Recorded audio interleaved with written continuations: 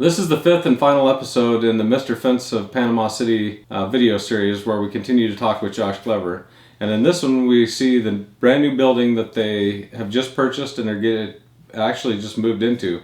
We saw it before they moved into it, and then we were able to go back for their grand opening and see it after they had done all the work. Before we were able to just see the outside. So they did a ton of work to get this thing moving ready.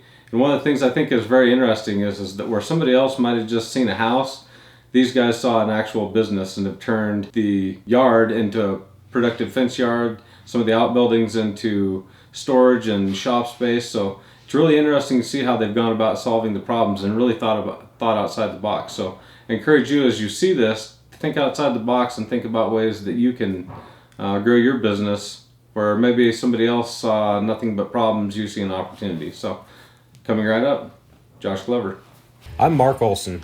Luke Gibson and I have a combined 50 years in construction as fence contractors. In that time, we have both experienced failures and success. We travel the country talking with other contractors who share their experiences in hopes that their stories can make you a more successful contractor.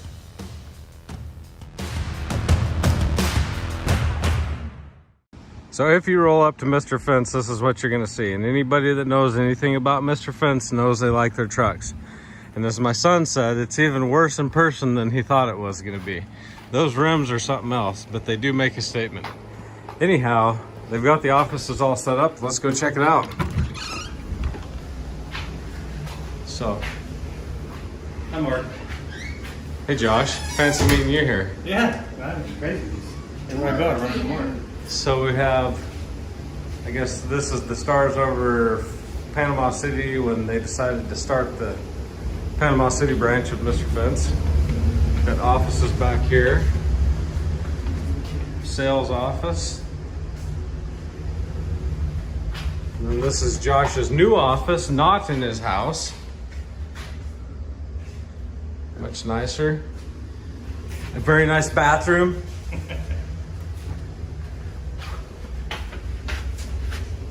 This is how to make $1 million a year. Since 2040. Yep, that's not big enough. And then this must be, This is Chris. He's our field superintendent. This is his office. He's still getting it set up. That's Brian. He's our shop manager, retail sales. So, and then hey, I recognize those folder setups yeah, from the other Mr. Fence. those were actually at my house when you were here last time. Yep. Well, and I remember seeing them at your house too. Some new stuff.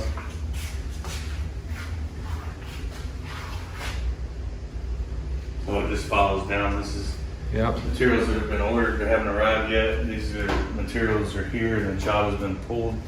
Our job needs to be pulled. These are jobs that have been pulled and are ready to go. And these are folders for each one of the foremen. So they come in every morning and just everything makes its way as a workflow. Yep. Yeah, we're definitely stealing that. I just haven't gotten it. So since you showed me Set how up. to put a SharePoint, you notice we got this TV here and the other one. I've got 2 compute sticks on the way, and we're going to use our Excel production schedule, and it's going to be displayed on there.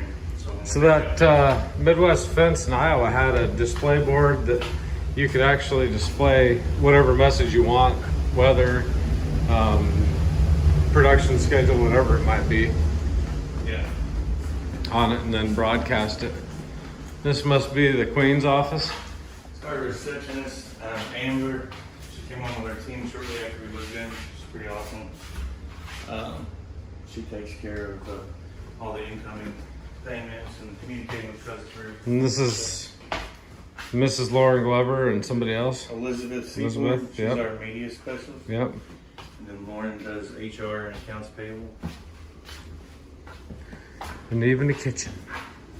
It's pretty sweet that you were able to get this and it's all zoned. You said what was the zoning on this? Zone multi-use. Yeah, multi-use, so you could have commercial, residential, and then back here you have the, so straight ahead of us and to the right here is the main entrance, but then they have a conference room right here, so really nice, makes a really nice office set up. And that's the new digs compared to being out of your house. It's a whole lot better. Whole lot better. Yeah. So here we have production facility. Vinyl router's on the way, you say? It's going to be a vinyl and aluminum. It's a dual bay router. It's going to sit right there. Okay, right here. Hooked up and everything. Assembly this table. To take up the whole center here and cut it down. It's going to be used for building gates. Half of it's going to have carpet on it.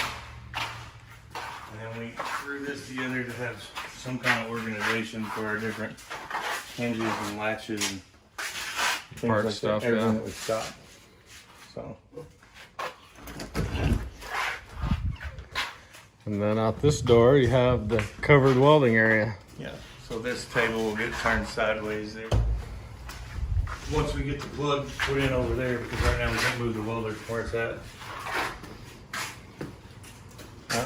And the great thing about this is we're going to extend this concrete eventually, and I plan to leave this open, and just so Build you gotta build cantilevers. gates and things like that, you can do it in here. But if you got to build a big cantilever, yeah, we can do it up there. We just had those racks put in yesterday. You guys did that for a different pipe and gate frame material. You have more chain link than Mr. Fence of Indiana.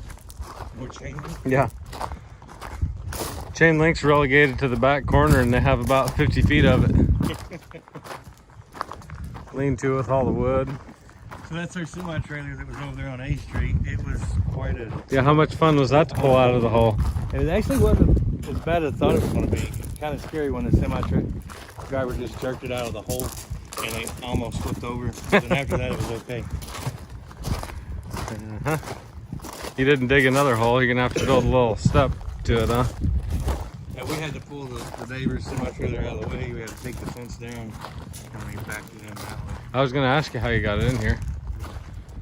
Yeah, it was either that or we were looking at potentially having it sit there with a crane. But Yeah. You got the fence up around the pool. Concrete. 'Cause that structure was already there. And then all your vinyl over here. Tell Josh what you thought of his truck. I'm gonna capture it. What did you say when we pulled? What did you say when we pulled in? It's uglier than I expected. He said it was uglier than he expected. oh, thanks, buddy. Oh, you're welcome. So you just got done watching Mr. Fence of Florida, and we've kind of covered how they took their operation from zero to hero, what I'd call zero to hero, in a very short period of time. Some of the comments that we've received on this is, as well, they had a hurricane to benefit from. They had several different things going for them. They started with all kinds of money. They started with a hurricane, so geez, who couldn't go and do this? And anybody that says that, I would challenge you, even if there is a hurricane, one of the biggest things that can hurt a contractor in its early days if they don't have good execution is too much success. Too much success will ruin anybody just as fast as not enough success. Because if you don't know how to handle that and you don't know how to put the team members and the crew in place to get all that work done, you'll fail just as fast as not having enough work. So to say that having all that work from the hurricane was their only contributing factor to success, I think is simplifying the matter. They had to have good processes. And I can assure you that while they had some support from their home team in Indiana, they definitely struggled in the early days, because it's not like they sent them down there with a big checking account and said, here's all the money, go make this thing work. They basically sent them on a shoestring budget and said, figure out how to make this work. Otherwise, they would have had a really fancy, nice office from the very get-go. Josh did a great job of building a team. And to build a team, one of the things he had to do is take people that have never been in fencing and train those people. Two of the big things that contributed to their success are just being able to find good team members that could help them manage the sheer volume of work that they were going to get, as well as training people that had never built fence. In subsequent videos, one of the things we'll be talking a lot about is how to hire and train team members, because I think a lot of us focus too much on just trying to find warm bodies, or employees, if you will. One of the things Dave Ramsey taught me several years ago is that nobody wants employees. They show up late, they leave early, and they still where they're there. And nobody wants that. If that doesn't sound like what you want is team members. We're focused on the wrong thing, and it takes a certain mentality to be able to hire team members and keep team members. Because not only do you have to get these people in your company, you've got to keep them in your company. When you find the good ones, you've got to keep them there. It's going to take more than just a paycheck to do that. If you like what you're seeing, make sure you give us a good thumbs up. Subscribe to what we're doing. We've got more content coming. Hopefully it'll get better with time. These first videos are maybe a little bit rough, but we've got some really great ideas for new content and things that we can do that should be very engaging. If you hate what you're seeing, let us know what you would like to see. But be sure to subscribe and stay tuned because it's going to get exciting.